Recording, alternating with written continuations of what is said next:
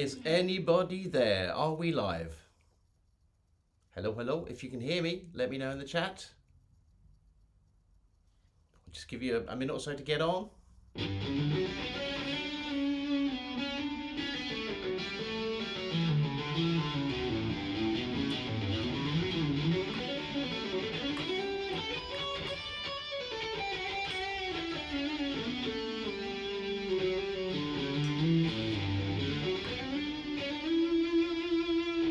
Are we live? Give me a thumbs up if we are. Hello. Hello, hello, hello. We're live. Okay. Welcome, welcome, welcome. Can you see my guitar? Let's bring that down a bit, shall we? There we go. All right. Can you all hear me? Can you hear the guitar? Can you hear? Yep. All good? Okay. Okay. Hello, hello. Right. Welcome, welcome. This is number 2 in the live broadcast. Still very nervous, but let's get to it. So I've got some questions to answer tonight. And if you have any questions that I'm not addressing, please do put them in the chat, and I'll do my best to answer them. Okay. So the first one. Well, this is not really a question. This is a comment that I got from one of my students who's been doing the Legato Primer and into Legato 1 from my YouTube channel. And he was saying that because I've released it on, let's say week 1, and then 2 weeks later I released the next level, he hasn't had time to perfect number 1. And it's not about people or you getting it perfect, ready for the next video. You should be taking your time, so that when you do this sort of stuff, it becomes effortless to you. So it's got to be easy before you move on to the next level. So it's not a race, okay? So just take your time and make sure it's accurate. All right. So the first question I've got was from Ollie, I believe, and it's, what's your favourite scale? And that's a difficult question to answer. I think probably if I had to choose one sound, it would be Lydian, because I love the way you have that sharp 4 there.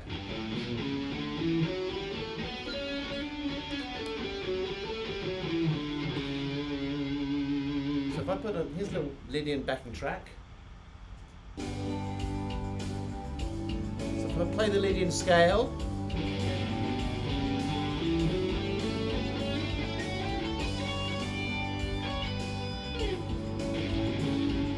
that sharp 4 gives it a sense of mystery.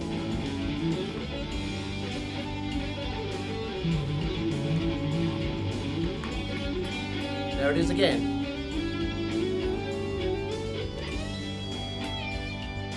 There it is again.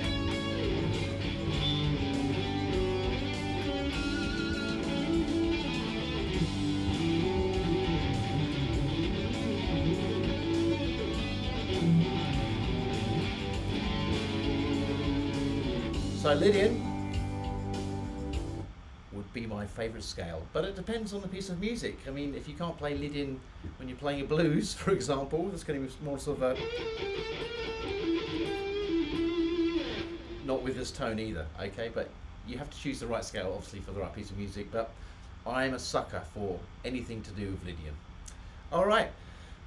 Question 2. I can't remember who asked me this. Sorry, I forgot your name. String gauges. What string gauges do I use, or should you use for guitars?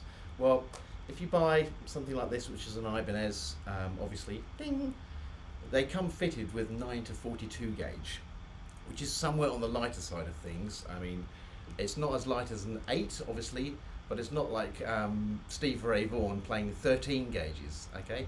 And the reason people choose different string gauges, the thicker the string, well, this is the theory, the thicker the string, the more tone you will generate, but the harder it is to perform bends.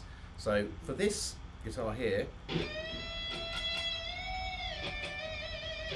quite easy to perform bends. Now if that was a 13 gauge set, it'd be a lot harder.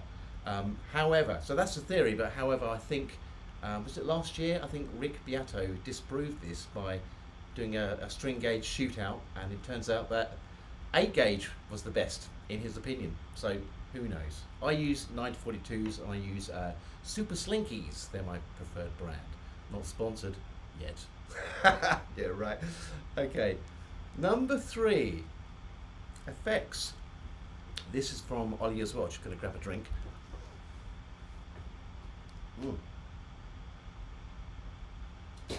This is again from Ollie, and he was saying, what effects could you not live without?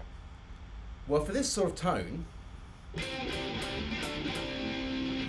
obviously some sort of distortion or overdrive.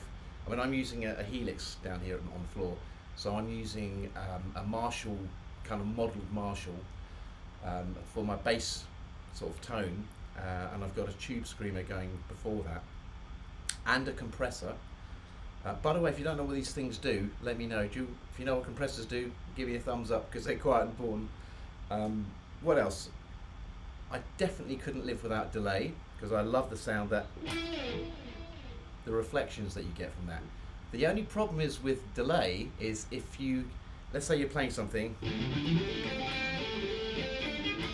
and you play a wrong note, that's going to go and it's going to repeat. So you have to make sure that you're playing the right notes. So delay definitely, I think I've got a multi-tap delay going on here, so it sort of bounces around. It's ping pong delay, sorry, so it bounces around between the left and right speakers. Reverb is really important as well, so you've got to kind of, it gives you a sense of space so that you're not sounding like you're playing in a cupboard or something like that. So if I had to choose one other than distortion or a good amp, I would probably pick delay. Having said that, if you're doing clean stuff, chorus is always lovely. Flanges and phases, I mean, you can't really do Van Halen songs without a phaser, so, and I love Van Halen. So, you know, Ain't Talking About Love with that intro, that uses a lot of phaser, so you need that. It depends on what you're using them for and what songs. So, but if I had to pick one, it would be delay. All right. Okay. What have we got here? This is from Ashley. Hi Ashley, if you're watching. Which minor pentatonics work over A minor? Good question. So here I've got an A minor chord. Now the obvious answer is A minor pentatonic.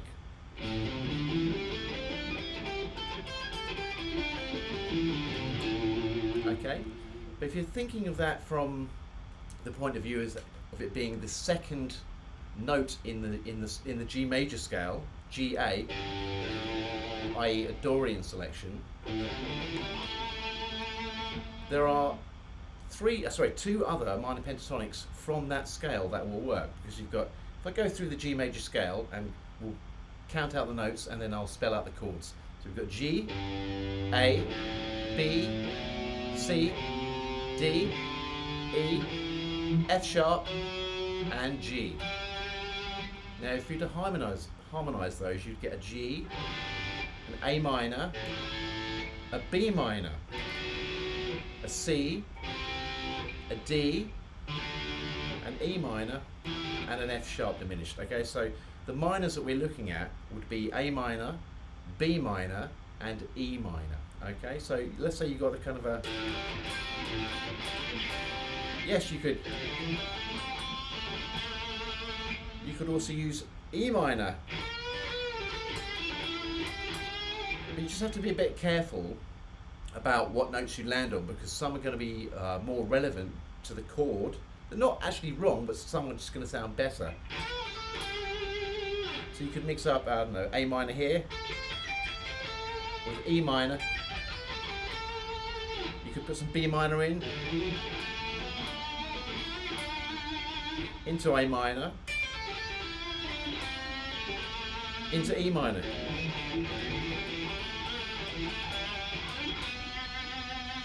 Because what you're actually doing is using all the notes from an A Dorian scale that happen to just fall on different minor pentatonics, E minor, B minor, and A minor.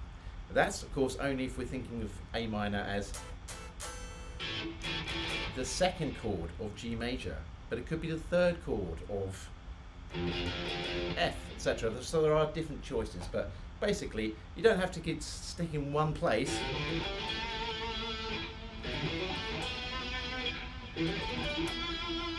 They're all going to work over the A minor chord. All right, all good? Do we all understand so far? Give me a yes or a thumbs up if you're cool with that.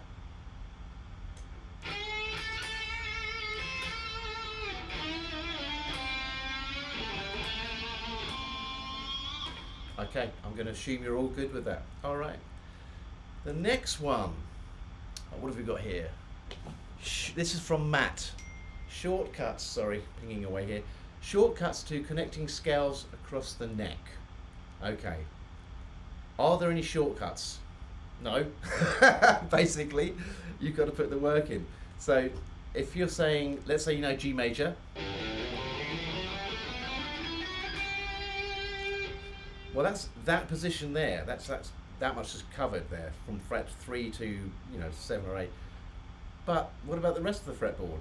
You can't just be stuck there. So you've got to learn the next position.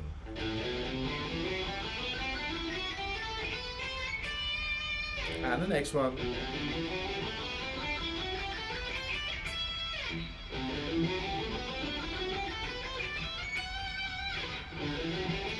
Oh, that's right. And so on, all the way up the neck. So there's not really any shortcuts unless you can actually see the scales under your fingers. Major, position 2, or you could think of it as A Dorian. Phrygian ideas. But you can do things like this. You could take one string, let's say G. I'm going to go through the G major scale. G, A, B, C, D, E, F sharp, G. So if you did that with all 6 strings, you would see, rather than just a box pattern going this way, you would see kind of a linear idea going this way. So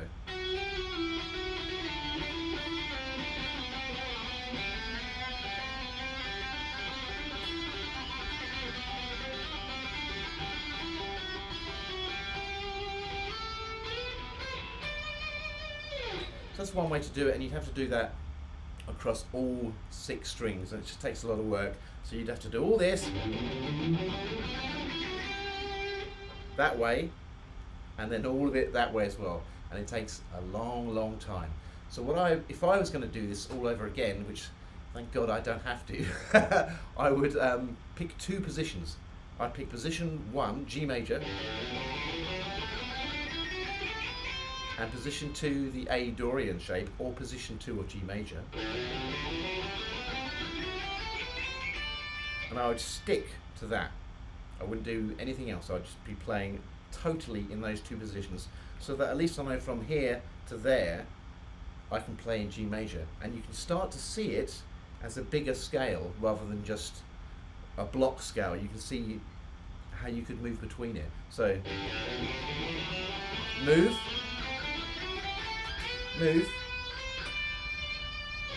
get the idea? I hope that helps, Matt. Cheers. Okay, drink time. It's the nerves. It's just water.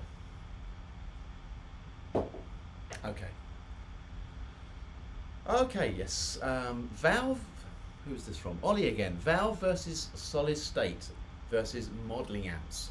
Well, if you had to choose, and you had enough room, and a big enough studio or house to turn up the volume, a valve amp is always going to win. Okay, because when you turn the gain up on the valve, or just, the gain in the volume, the amps start to cook, and you get that saturated sound, which you just can't really get with transistor amps or solid state amps. Modelling amps these days, I'm using a Helix, does a very good job, but it's not quite the same thing. It's not quite the same as having a Marshall stack behind you on 10 while you rock out, because you get a different, the valves start cooking and it gives it a certain tone. But modelling amps are very close to that nowadays, but not quite there yet, in my opinion. But I mean, they're very good, without doubt. I mean, Helix and that sort of thing. I mean, I love using it. I use it every day. So there we go. Okay. A question from Kristen. Hi, Kristen, if you're watching. How do you find your own style and not be frightened to experiment? Well, your own style really, as far as I think, comes from being immersed into different styles. So for me, I love playing rock and that sort of thing. So I've immersed myself over the years in bands that I love. Okay, so from the 80s, 90s, that sort of thing, and more modern bands, but predominantly rock. But you could quickly just become a rock player and not learn anything else. So what I would do then is think, well, what blues licks could I incorporate? So if I'm playing this sort of thing, could I put a flat 5 in there?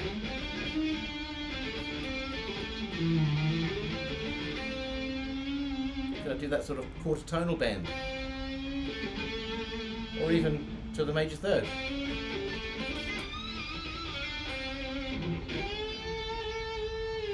So you would have to, again, just spend all your time listening to blues artists, or the famous blues artists, you know, and gaining ideas from them, not necessarily stealing from them, but listening to what they do. Kind of this, that Indian pentatonic thing. It's a million miles away from pentatonic.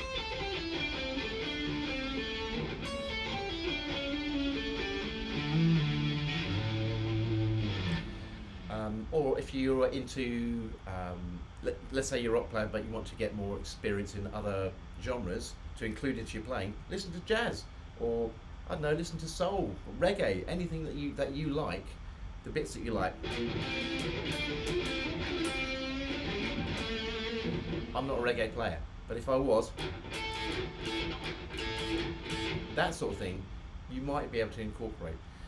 As when it comes to not being frightened to experiment, I don't really know what you mean by that. So if you're playing the guitar, you should be experimenting all the time, whatever you're doing.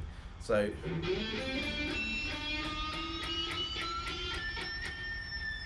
can you do that sort of thing, pinched harmonics? Can you do different things with pinched harmonics?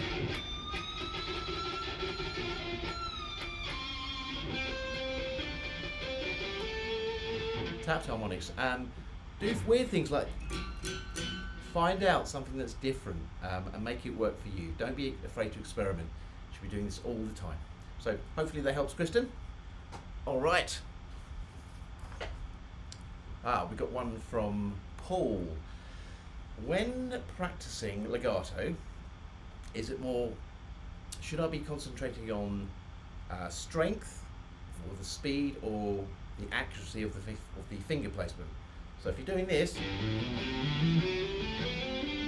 you should be above everything else. Forget the speed. Concentrate upon the muting.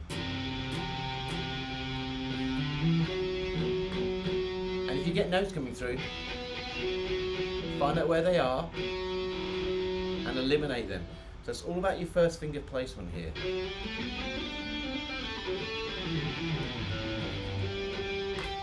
Okay. Obviously, working with a metronome will really help. So if let's get my metronome. Let's say you've started legato. You're doing the primer. That's 60 beats per minute. So you might want to just or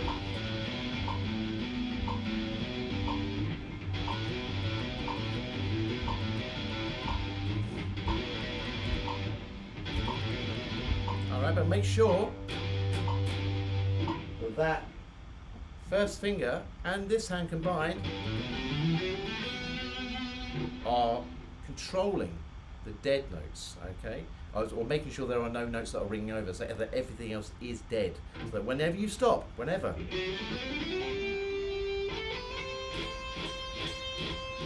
can test it.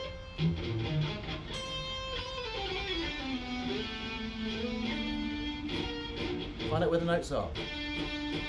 Any mistakes? You can correct it. All right. That's by far the most important thing. And who's this? Gary. If you've only got 10 minutes to practice, what do you practice? Songs or technique? If it was me, I would, let's say I'm doing a song. Well, here's a good example. Let me switch to clean sound here. So, one of my students tonight was doing Hysteria by Def Leppard. Okay, do you know the song?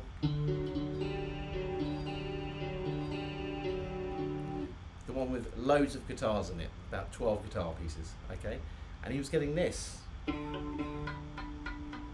that mute there. And when we got to this chord, lots of mutes, okay? You have to concentrate on finger placement. It's about curving your fingers to such a degree that there are no dead strings. So if that's your problem, and you've only got 10 minutes to practice, just literally work on that. Focus on that 100%.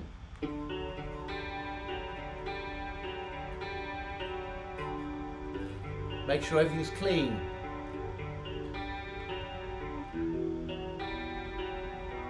Especially the E minor add 9 there, that's a tricky one. So get rid of these, spend 10 minutes just doing that. Make sure the G is coming out. So pick whatever you're currently working on. Could be a solo, could be a song, it could be a particular technique, and say for this month only, I'm focusing only on that technique, and then the next month you can move on to something else, and you naturally will, because you will have that. Do this 10 minutes a day, you won't need to do it for much longer before you have it. Okay? All good, guys? Anybody got any questions for me? No? Can you all still hear me?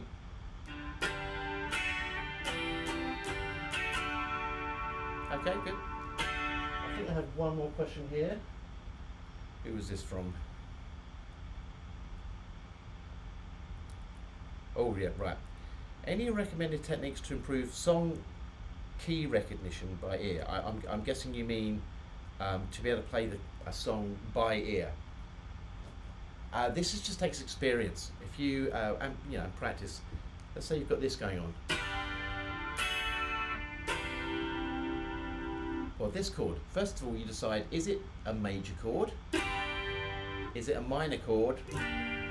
That's your first struggle. Can you tell major and minor apart? That's major. Is that major? Yes. It's not minor. Major. Is this major? Yes, it is major. Okay. It's not this, is it? We're not going. That's a completely different feel. Okay. Then you can think, well, where's? I know it's a major chord, but where is it? So if it's this, I would, when I first started doing this, that's where it is. It's a G. You find out where it is. G. We know it's a major chord. Put a G down. Is it this G? Is it this G? Is it this G? Your ears will tell you after time. Okay? Same with the next chord. That one. We know it's a major chord, but what is it? It's a D, isn't it? And the last chord. Now this is more difficult because it is a major chord, but it's not just a straight C.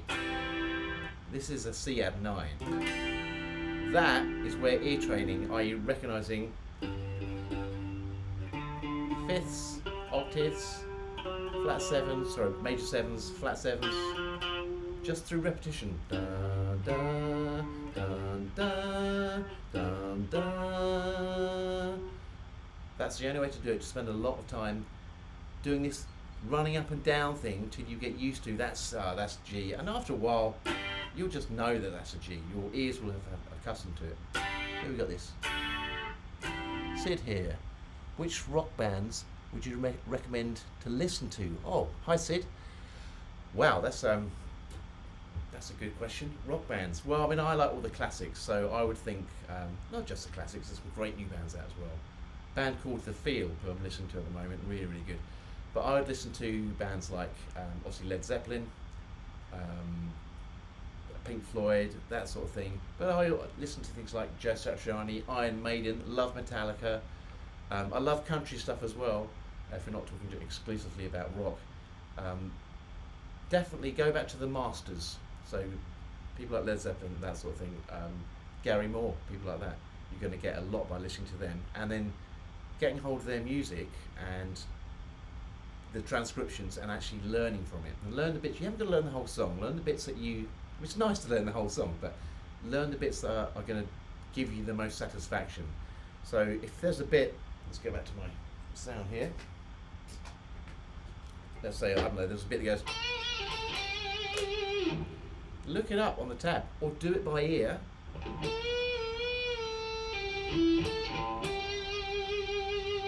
Concentrate on things like vibrato, bend accuracy.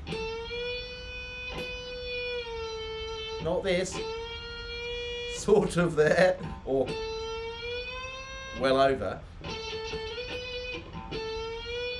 And the masters, people like Jimmy Page, they will do this effortlessly.